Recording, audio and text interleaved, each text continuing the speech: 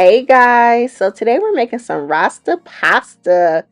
This recipe was so easy and delicious. Oh my goodness, I can't wait to share it with you guys. Please make sure you like, share, comment, and subscribe. Let's get started with the recipe.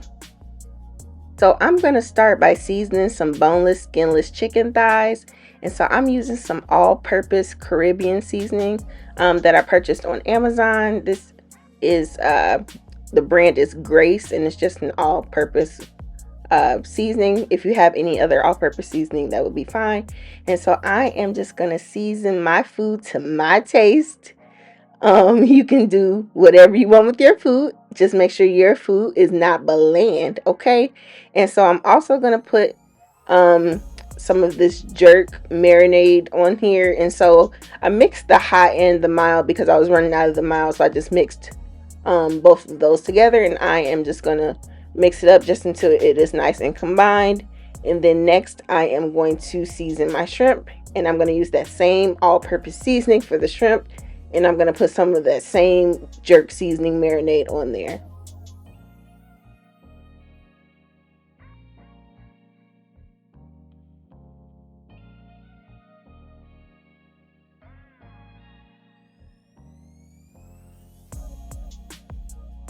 So now that everything is seasoned, I am going to start by sauteing some, I'm going to do the shrimp first.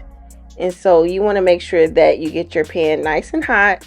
And I'm just going to saute these on both sides. You don't want to overcook your shrimp. And then after I saute the shrimp, I am going to cook my chicken. And so I have never made Rasta pasta, but I've seen this a lot over the years. And I was like, maybe I'll try something different. I've been kind of on a jerk type of kick lately. And I was just like, man, let me try this and see what it's about. And it turned out really good, you guys. It had lots of good flavor. I do like spicy food, so I wish I had used all of the instead of mixing the mild and the hot jerk seasoning, I would have just used the hot because I just enjoy spicy food. But anyway, I'm gonna saute my chicken on both sides, and you want to make sure that you cook your chicken until it is 165 degrees Fahrenheit for the internal temperature. And so after my chicken is cooked, I am going to take it out of the pan, and then we are going to saute our bell peppers. So I have green, yellow, and red bell peppers, and then I also have some green onion in here. And I'm just going to season it with that all-purpose seasoning, and we're going to cook this until it is nice and tender. You don't want to overdo it because you do want a little bit of texture in your vegetables. And so I just added in some fresh thyme leaves, and then I'm going to add some of that jerk marinade seasoning, and I'm just going to mix this all together. So something that I do wish I had done differently, I tried to tie the thyme leaves together, but I wish I had just taken the leaves off the stem and put it in there that way, because you're going to see me later try to take the stems and all that out, and it's just the worst. And so I just added in some heavy cream, and then I'm going to add in some parsley, and you're going to stir this all together. So this is the start of our sauce. And so next I'm going to add in 1 block of softened cream cheese, and this melts a lot better if it is already softened. And I'm just going to keep stirring this until all of it gets nice and combined. But again, I would recommend taking the leaves off of the thyme, like the stem, take all that off of there. And so I'm going to season it with some of the all-purpose seasoning and some of that jerk seasoning. And while that is working, I'm going to boil my noodles. And so I'm going to salt my water, and then I'm using penne pasta for this, but you can use whatever pasta you want, whether that is fettuccine, spaghetti, rotini, whatever shaped noodle you want. And so I'm just going to cook that until it's nice and al dente.